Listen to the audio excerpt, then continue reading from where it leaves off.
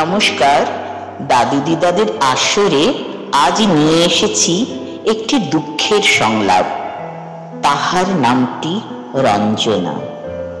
দাদু দিদি ভাইরা, আমাদের চ্যানেলটিকে সাবস্ক্রাইব, লাইক ও শেয়ার করতে ভুলো না। তাহলে শুরু করছি আজকের গল্প, তাহার নামটি রঞ্জনা।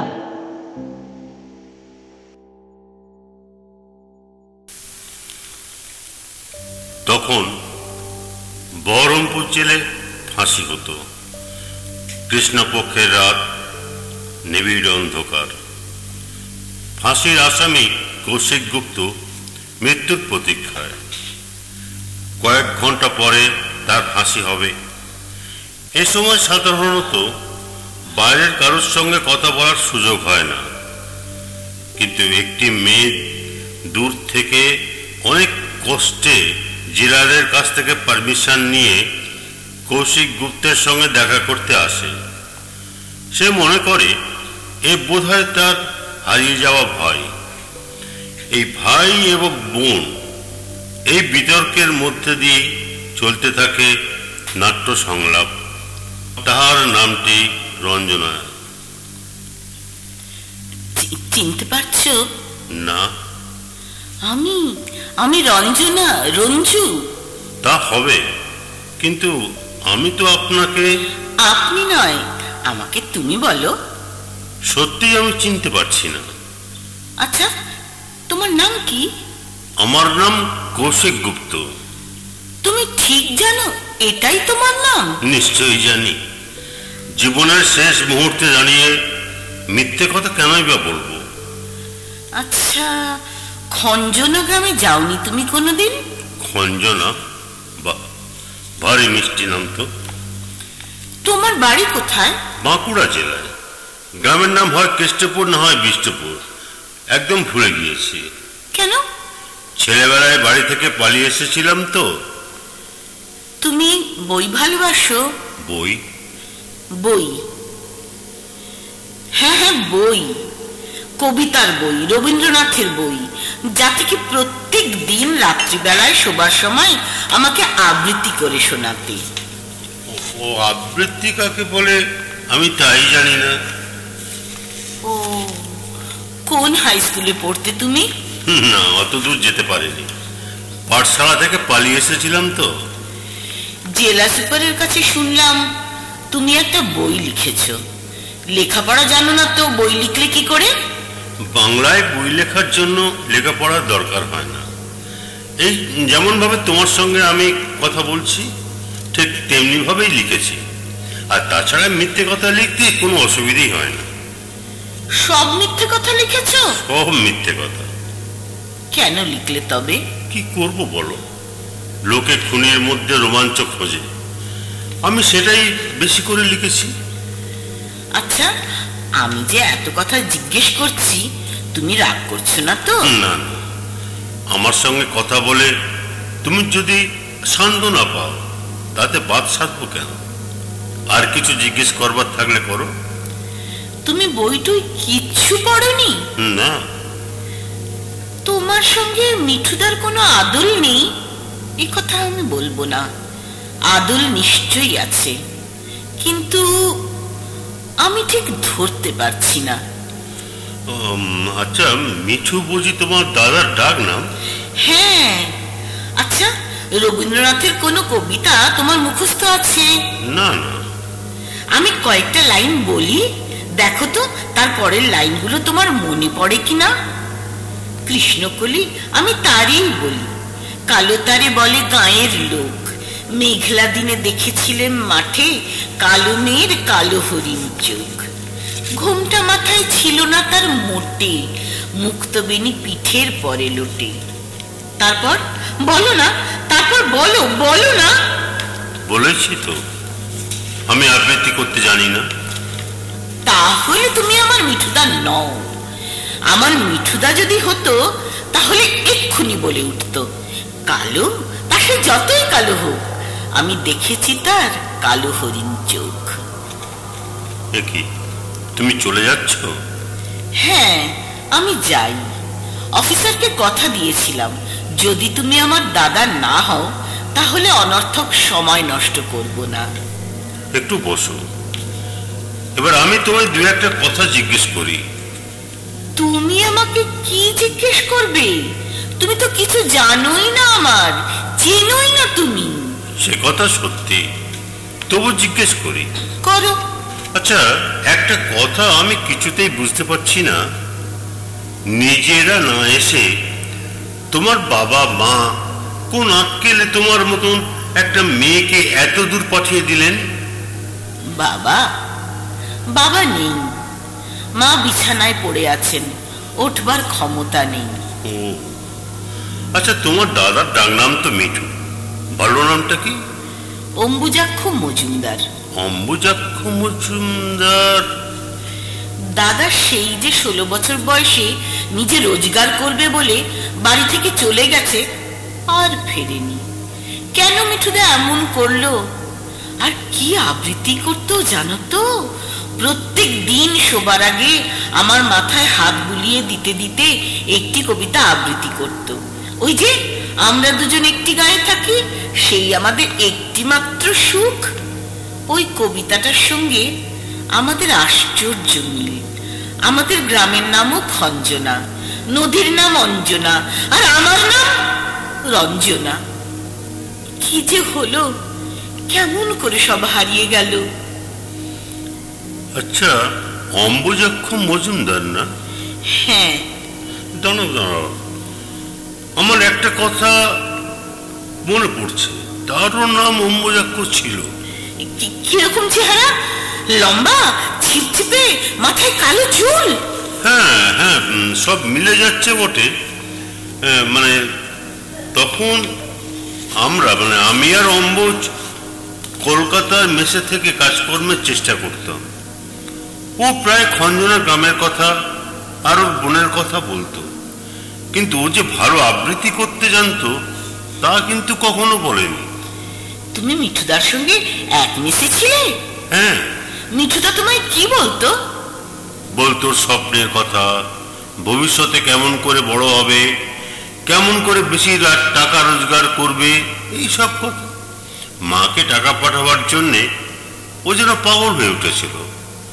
রোজ মেস থেকে সকালে বেরিয়ে যেত আর ফিরতো অনেক রাতে। আমি জিজ্ঞেস করতাম, হ্যাঁ রে অম্বুজ, কিছু হলো? কোনো উত্তর পেতাম না। আমি কিন্তু তাকে বলেছিলাম, চল না আমাদের আড্ডায়, সেখানে তোর কিছু ব্যবস্থা নিশ্চয়ই হবে। জানো, অম্বুজ কত চেষ্টা করছে টাকা রোজগারের জন্য। একদিনের একটা ঘটনা তোমায় বলি শোনো। কলকাতায় কলেজ স্ট্রিট মোড়, খুব হইচই, লোকজন চেঁচাচ্ছে, পকেট মার পকেট মার।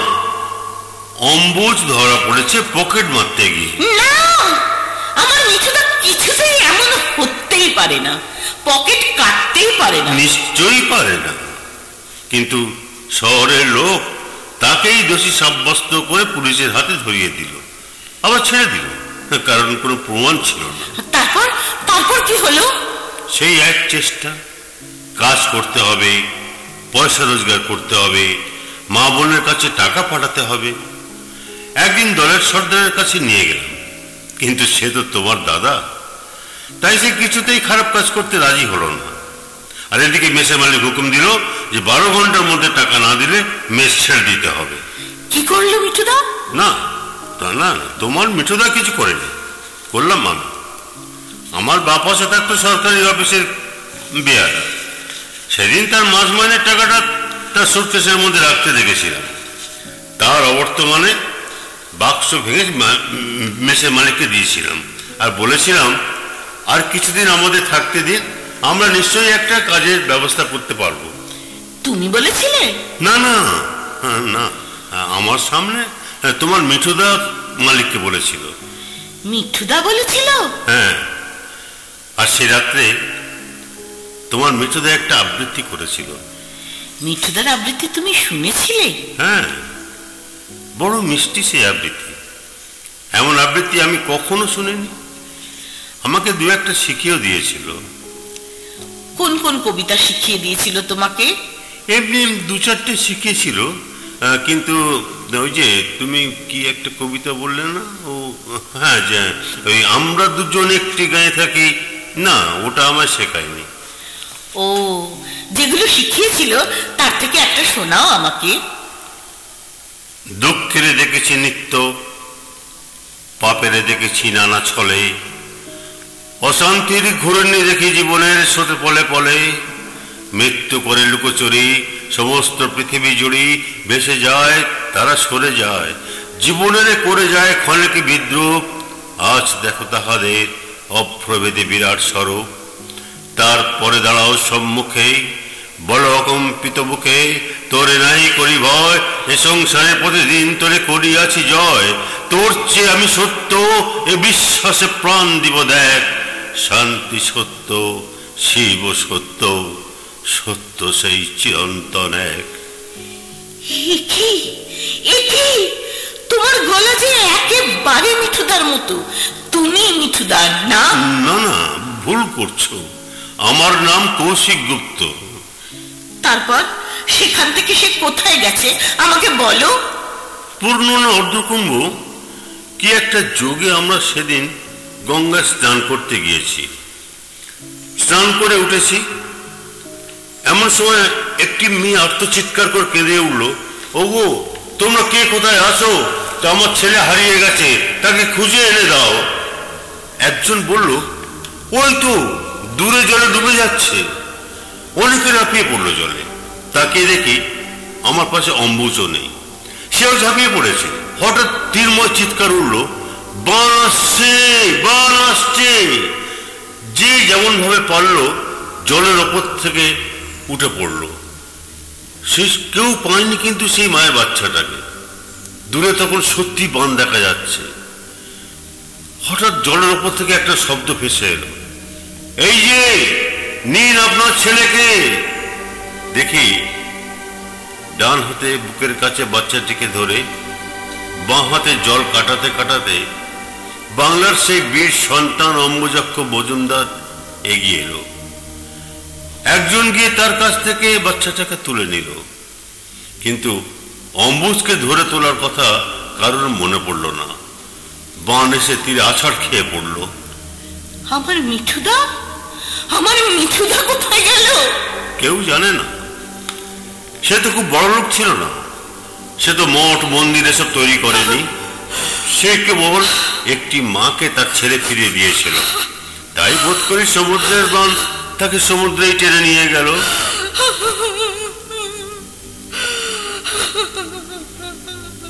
তুমি তো ভীষণ বোকামি রঞ্জনা।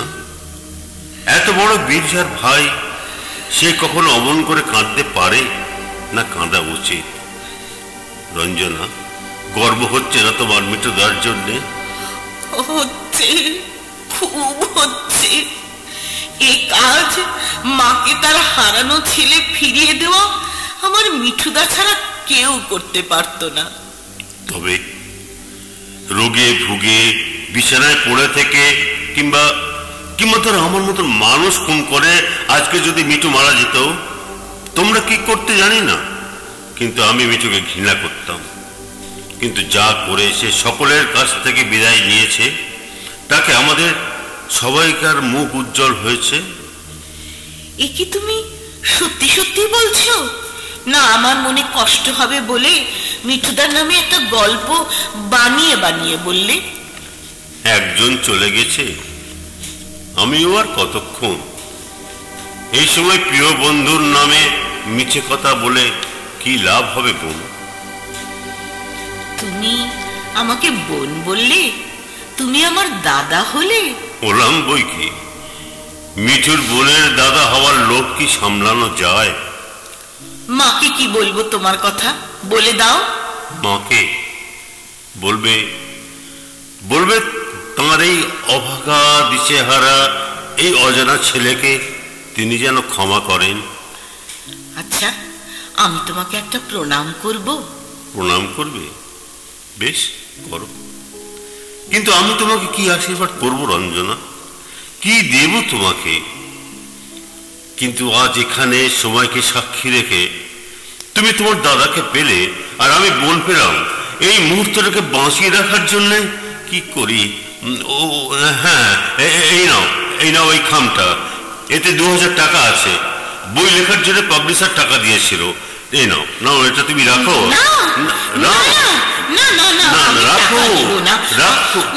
আমি টাকা নেব না, কিছুতেই নেব না। নেব না বলো না, ভাইয়ের টাকা বোন না নিলে কে নেবে বোন? এই দিয়ে তুমি 2টি হার গড়াবে, একটি মায়ের আর একটি তোমার। মায়ের লকেটে লেখা থাকবে তার ছেলের নাম অম্বুজ, আর তোমার লকেটে লেখা থাকবে তোমার এই দাদার নাম। আর সেই দিকে তাকালে তোমার মনে পড়বে তোমার এই খুনি দাদার কথা। ভাই ফোঁটার দিনে তোমার চোখ থেকে একটা জল যদি তার উপর পড়ে, তবে সেই জলের ফোঁটা আমার কপালে নিশ্চয়ই জল করবে বোন, জল করবে। তাই হবে, তাই হবে দাদা, আমি যাই। এসো, আমরা দুজন একটি গায়ে থাকি, সেই আমাদের একটি মাত্র সুখ। তাদের গাছে গায়ে দোয়েল পাখি, তাহার গানে নাচে আমার বুক। তাহার 2টি পালন করা ভেড়া চড়ে বেড়ায় বোদের বটমূলে। যদি ভাঙে আমার ক্ষেতের বেড়া, কোলের পরে নি তাহারে তুলে। আমাদের এই গ্রামের নামটি খঞ্জনা, আমাদের এই নদীর নামটি অঞ্জনা। আমার নাম তো জানে গাঁয়ের 5 জনে, আমাদের সেই তাহার নামটি রঞ্জনা।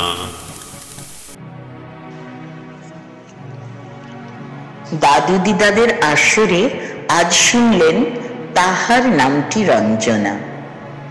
গল্প পাঠে মনোজ রক্ষিত ও সুতাপা রায়চৌধুরী। আগামী সপ্তাহে নতুন একটি ভিন্ন স্বাদের গল্প নিয়ে হাজির হব। শুনতে থাকুন দাদু দিদাদের আসর।